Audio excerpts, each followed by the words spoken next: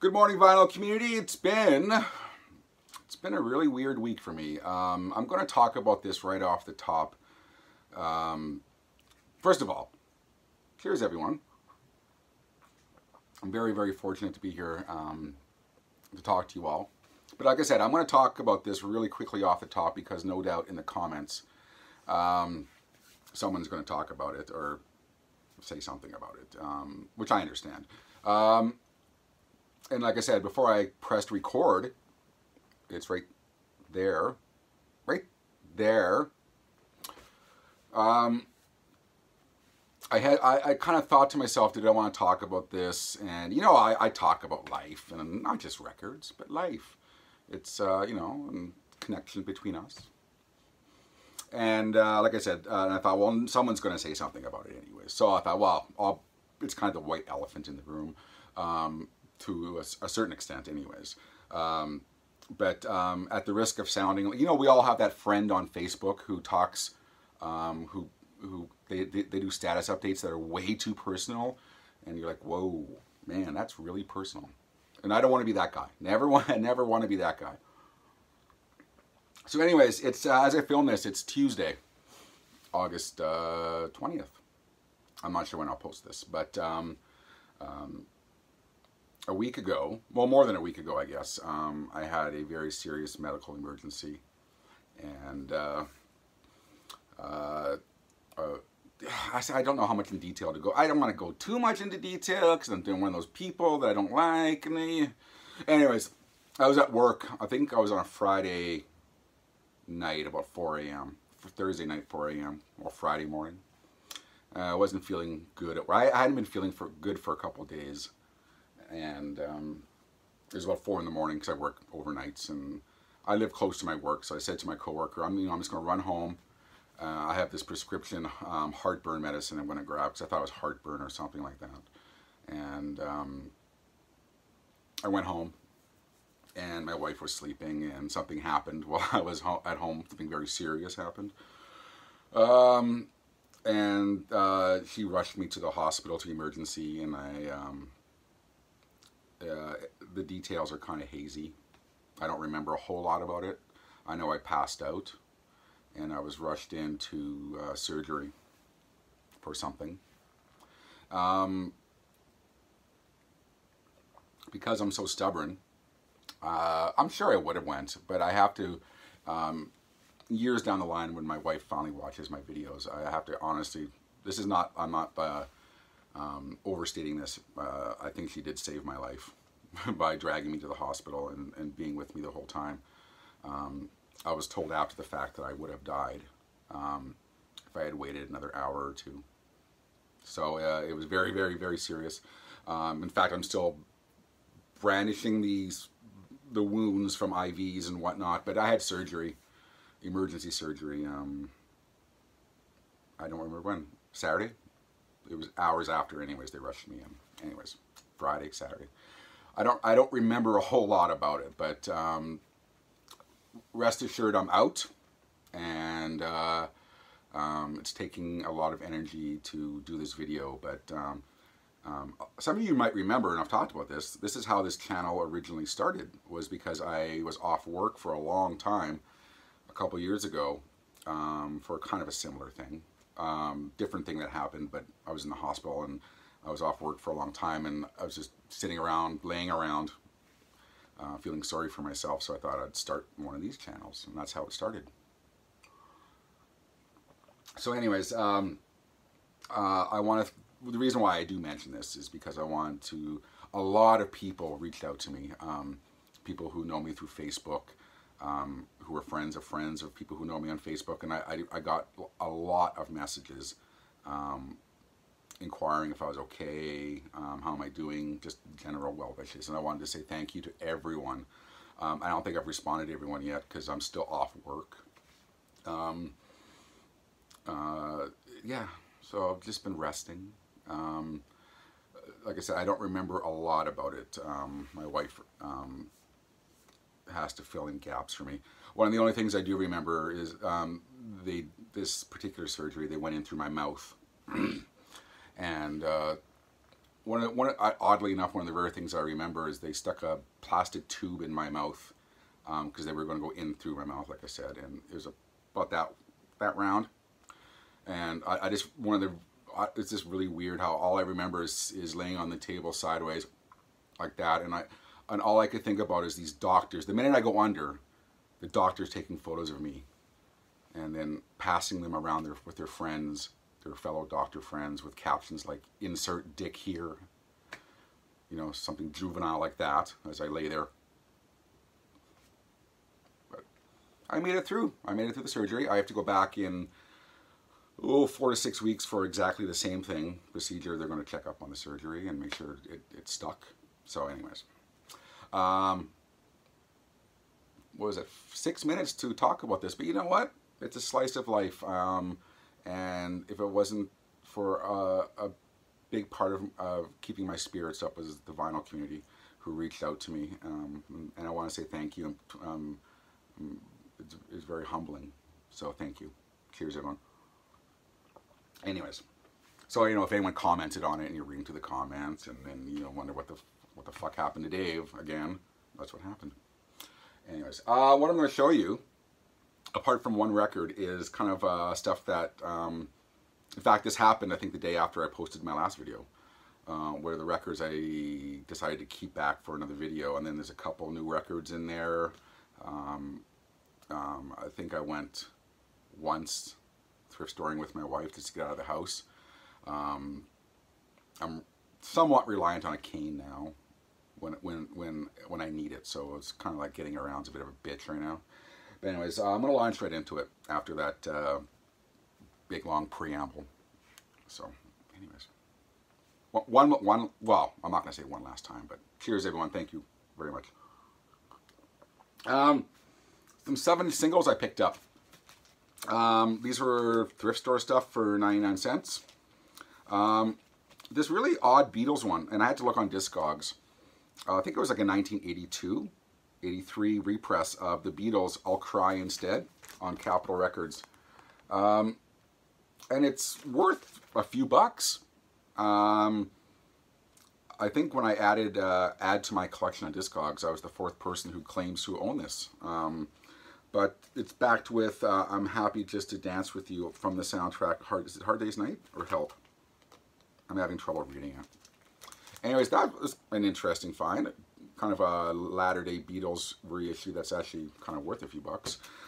Pink Floyd's Money on Harvest, backed with Any Color You Like. And Guns N' Roses' Patience, backed with Rocket Queen.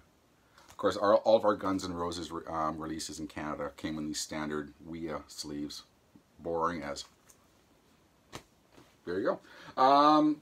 Some non-vinyl things to show you that I picked up pre-surgery. Tom Petty and the Heartbreakers, Damn the Torpedoes on 8-track.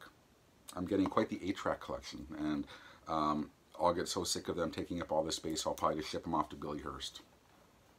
So Billy, one day, Billy, you probably have some records and 8-tracks coming your way, because this room is becoming, I'm looking around, hoarder's nightmare. But, you know, could be worse. Really quickly, some cassettes I picked up on the cheap. I think these were maybe a quarter or something like that. Oddly enough, I got the 8-track of Damn the Torpedoes, and I got the cassette, Tom Petty. Damn the Torpedoes, Tom Petty, Hard Promises. Tom Petty, Pack Up the Plantation, one of my favorite live albums. Tragically Hit Fully Completely, probably one of the best Canadian albums of all time. Some Frampton Comes Alive. Oh yeah, love that album. Cinderella Night Songs. I'm not sure, I might have that one already. And the first Firehouse album. As far as that kind of glam hair metal thing goes, really, really good album. All right, let's get on to the records. Vinyls. This one was waiting for me when I got home from the hospital, and I just actually, now that my strength is getting better and I can play some records and actually listen to them fully. John Coltrane.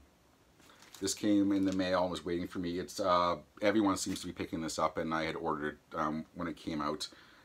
But like I said, I just got around to opening and playing it. But it's Both Directions at Once, the Lost album.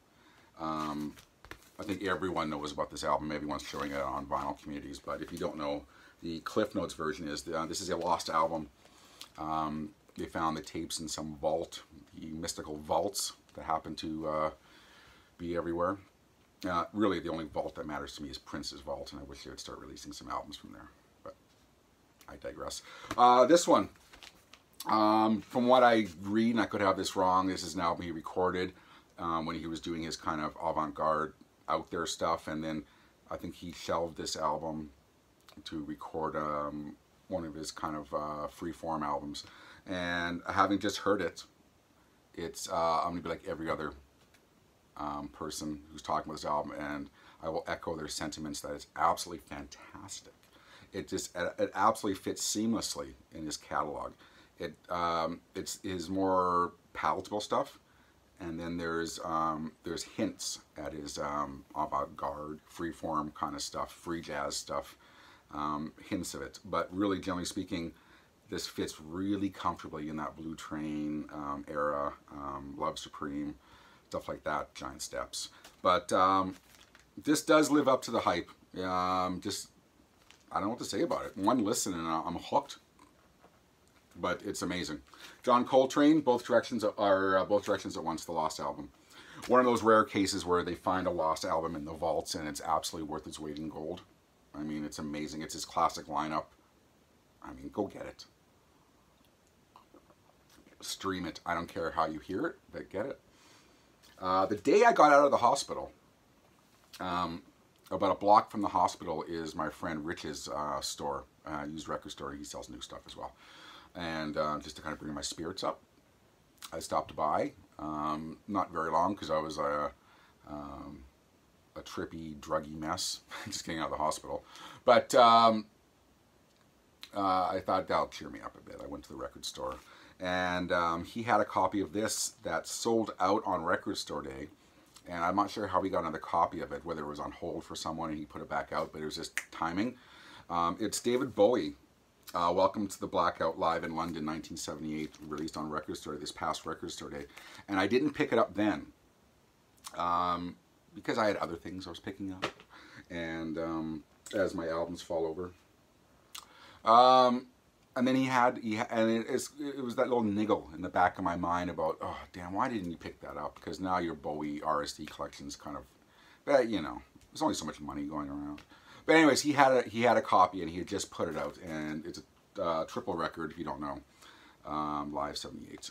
So I listened to this right away actually, and I loved it.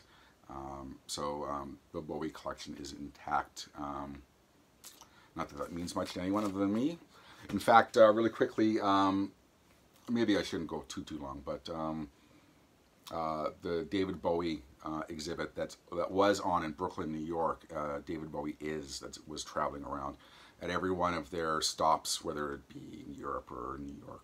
They had exclusive vinyl only for that exhibit, and you had to go in and pay for the exhibit to buy that vinyl. And the exhibit ended last week, and then they put the excess vinyl on sale, and I was able to order all the vinyl from that one sale, because there was one exhibit in Italy, and I got the release from that one, and somewhere else, I can't remember where else. But anyways, I'll have that to show you coming up once the package arrives. I have that exclusive vinyl from that Brooklyn David Bowie exhibit that I'm very, very excited about. The only other new record I have is the new Ace Frehley, Ace Frehley X of Kiss. This is more or less an EP. I hesitate calling it a single because it's got 4 tracks on it, but it's on white and black marble vinyl. And it's numbered, what is it numbered? It's limited numbered, but what does that mean anymore? This one is 3150. That doesn't really smell of limited to me. But anyways, Ace Frehley, Bronx Boy it's called. And it's backed with a song off his last album. Then it has a cover of White Room by Cream that was on his Origins Volume 1 covers album. And from that same album is Cold Gin, featuring Mike McCready from Pearl Jam. But it's an okay song. I'm hoping his new album comes out in October, and I'm hoping they just put this out to get new product out, and the best is yet to come. It's okay. Don't get me wrong. It's Ace Frehley. It rocks. But I'm hoping it didn't, you know, didn't blow my socks off or anything. But it's fine. Okay, let's get to the thrift store finds. That this is all. You know, it doesn't really matter when I pick them up. It's there's some from the one time I did go out, and then some from pre-surgery. The dates of and when and hows and whys of when I picked them up is kind of irrelevant to you. Fleetwood Mac Future Games. I have this one, I believe, as part of a box set. But I wasn't going to leave it there. Really nice condition, original Reprise Records copy. This is the, was it Bob Welch and Danny Kerwin lineup. I'm pretty sure I do have that in this Fleetwood Mac vinyl box set. This was the one album that surprised me the most that I liked. None of the tracks are really easily, that you'll easily remember if you're kind of a casual fan, but as an album as a whole, it's one of those ones that creeps up on you, and it's very good listen. Poison, Flesh and Blood. Yeah, thrift store. Someone pointed out to me on Facebook, this is an early copy. This is according to this guy on Facebook. They later airbrushed this out, the blood. Whether they did or not, I don't know. I have another copy in my collection over there, but I'm not going to go get up and get it. But an original inner sleeve with lyrics and all that nonsense. Not that Poison lyrics are that deep. But yeah, that's kind of a cool find. I don't mind some Poison every now and again. So Poison, Flesh and Blood. I mean, other than the first album, Poison vinyl isn't exactly the easiest stuff to find. So when you find it, obviously it's a good day. J.J. Cale, Troubadour. This was all on that same day as Poison and Fleetwood Mac. Never owned this album. I have a kind of a cursory knowledge of J.J. Cale from people, my staff, playing them at the record stores I worked at or owned or whatever. And they were all big J.J. Cale fans. But I picked this up because it has Cocaine on it. I know that song, so I thought, what the hell, it's there. Really nice condition. What is this? On Shelter Records. There you go. I don't know if that's the same Shelter Records as Tom Petty. Discogs, here we come. Dave Brubeck Quartet. I was excited to find, I mean, if you're going to find jazz albums at thrift stores, it's usually Dave Brubeck. Or kind of big band stuff, Louis Armstrong, stuff like that. But I have never seen this one in the wild. This is, I believe this is 1964, so it's about 5 years removed from his Time Out album, which is one of the best jazz albums of all time. But this is Jazz Impressions of Japan. Really nice original Columbia Records pressing. And this has that kind of classic lineup that he recorded Time Out with Joe Morello, Eugene Wright on bass, Paul Desmond, of course, on saxophone. But it's all songs kind of inspired, I believe, by touring Japan and being one of those first American artists to go over to Japan and tour over there. So Dave Brubeck, Jazz Impressions of Japan. I was happy with that one. Dolly Parton. I've been picking. I have found a couple of copies of her Jolene album, which is kind of a rare bird to find. And I have to say, I don't mind early Dolly Parton. I grew up with her. My dad and mom would play her a lot. But this one's called, I've never seen this one before, Touch Your Woman. Odd album title. 1974, I want to say. I could be wrong. I want to say 1974. But yeah, I just, finding old country albums, older country albums, if 74 is old to you, is very common in my parts. It's a very, Edmonton in Western Canada is very, very country oriented. So you find tons of country albums. I mean, I could fill this whole room with country albums that I find at thrift stores. But finding early Dolly Parton albums isn't that common. So I jumped on that for $1.99. Touch Your Woman, really nice copy on RCA Records. I don't really know. I don't know if I know any songs off this album. I'm not a country fanatic. I like what I like. I like what I grew up with from my parents, and there's a few things that I liked from, like I said, my employees at record stores turning me on to, like Dwight Yoakam and Jayhawks, and that's kind of newer stuff, and Wilco, and that kind of inspired stuff. But anyways, now I'm just rambling because I'm out of bed. I'm not feeling too bad today, so you're going to bear the brunt of my rambling. Back to the Future soundtrack. This is my second copy of this. And the cover on this one is kind of a little bit water damaged, a little bit, which I know how to get those out now. I've kind of figured that out. It involves a towel and an iron, and then a flattener of some kind, a weight to go on it. But that's how you get that out. But the vinyl's nicer than the copy I have. But the one I have, the other one I have, doesn't have the little hype thing on it. So, anyways, good soundtrack, Back to the Future. The Left Bank, Walk Away Renee, Pretty Ballerina. This was at a thrift store. This is an original Smash Records pressing on Mercury, I guess. Mercury Smash. I already have this one, but this one is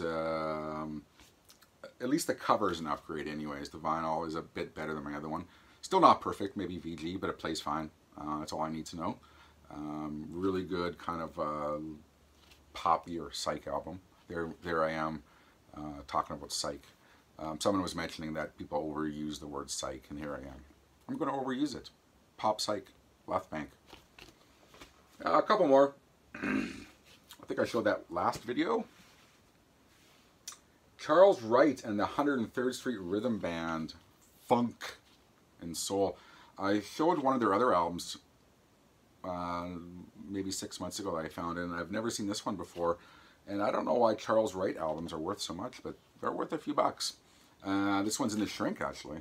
What's this? Original Olive Warner Brothers Records pressing. Really nice condition. In fact, it's with the shrink on it looks as new, to be honest with you. But as I found out, having that other Charles Wright album, it's incredibly good funk soul music. So Charles Wright and the Watts 103rd Street Rhythm Band. By the way, really quickly, a lot of people corrected me on this last video. I had a psych album by a band called Art that I was really excited to buy locally, and that was day one of me not feeling very well. And I'm going to blame it on that because I called the band Art, and I even spelled it A-R-T. It's ACT, A-C-T. A lot of people corrected me on that. But as I was quick to point out, you know what? I have a block of time. If I'm feeling good, I film these videos, no rehearsing. I make the odd fuck up. You would too. Last album. I just picked this up because this is the second time I found this album, and it's one of those ones I'll be honest with you, I use for trading, selling, whatever, because it's I don't know why it's such an in-demand album, but it's Katja Epstein, the star of Mykonos. And really quickly, story with her. If you go on Discogs, you'll see her albums are pretty in demand. She's called the most successful artist ever to appear in the Eurovision contest in Europe, obviously, without ever winning it. I think she was in there 3 times. She has quite a rabid following. And this album, I think, was only released in English language, and I think in Canada and Australia, possibly. But a lot of people who collect Eurovision albums and stuff like that, they're always wanting albums by her. And she must have sold a few albums in Canada, because finding this album twice is quite a bit in the last year or so. But I really have no problem finding homes for her albums. Don't know why. I just buy them. I just find them and buy them. I think that's it. I think I cleaned house here. Oh, and I got, you know what? I have to mention this in the last time I got a new guitar was the last time I was sick, because I had time off, and I thought, well, you know what? I'll trade for something and get a new guitar while I'm home feeling sorry for myself. And history repeats itself, because I got a new guitar. And for those people who care, I got a Fender Strat, 60th anniversary. Was it 2000? I don't know. 2000. This is 2014. It's a relatively new one. I'll take the whammy bar off. I'll play it hardtail. But I traded some stuff and got a new Fender Strat. I'm going to change the pick guard out. Put a black one on to get that David Gilmour look. It's got an upgraded pickup in the bridge. It's got a DiMarzio Fast Track 2. And what else? The capacitors have been switched out. The wiring has been switched out for upgraded USA wiring. And rosewood fingerboard. And it's beautiful. I love it. So Fender Strat, you can kind of play everything on. You can play jangly, Hannah. You can play jangly stuff. You can play metal stuff. You can play hard rock. You can play anything on a Strat, which I love. So did some horse trading. I got myself a new Fender Strat. there you go. For those of you who might be interested in that, so I think the last guitar I got was a Telecaster, Candy Apple Red Telecaster. Now I got a Strat. Anyways, we're going to end this here. I'm sorry for this as being a long one, because I had that preamble. And hopefully next video I won't have all these scars on me from IVs. I had a lot of them. I'm trying to make light of what happened, but, you know, if I'm going to be honest with you, being told after the fact that you were that far from actually, I'm not actually trying to be over dramatic, being that close to leaving this earth, it's quite sobering and quite scary, and I'm trying to be a man about it. But yeah, I have to thank my wife again, who I don't know how she puts up with me, but for saving my life quite literally. And I want to thank the doctors and the hospital I was at, and finally all of you and my son for hanging in there with me all these years through all my medical problems. But and like I said, all of you who were nice enough to send messages. And if I haven't responded yet, I apologize. I have gaps of time that I'm up and out and feeling good, and I'll respond to everyone in due time. So, but once again, I read everything, and I want to say thank you to everyone. There you go. One last time, and I feel fortunate to say that this is the video, because you know, you never know. Life is a fleeting thing sometimes. So anyways, thank you once again. Thank you for watching this video, and hang in there. Hopefully I'll be making these videos for a while. Who knows? If my wife continues to, you know, demand I go to hospitals when I don't feel good. Anyways, take care everyone. Thank you very much. We'll see you next time.